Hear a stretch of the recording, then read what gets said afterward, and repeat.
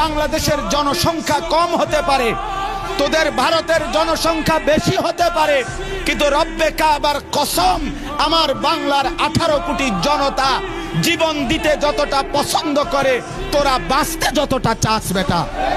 অতএব শহীদ শরীফ ওসমান হাদির নিজের লেখা একটা কবিতা আছে, আমায় ছিঁড়ে খাও হে শকুন।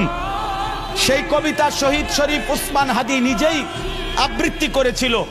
সে বলেছিল যে আধিপত্যবাদের দোসররা আমার সারা দেহ ছিঁড়ে ছিঁড়ে খাও, কিন্তু আমার মাথা খাইও না, অর্থাৎ আমি মাথা বিক্রি করব না। কিন্তু দুশ্মন শহীদ শরীফ ওসমান হাদির মাথায় গুলি করেছে, জীবন দিয়েছে, কিন্তু শহীদ শরীফ ওসমান হাদি প্রমাণ করেছে, ধ্রিম ধ্রিম বাজে গণ তুন্দুবি দামামা, হাঁকে বীর শির দেগা নিহি দেগা আমামা।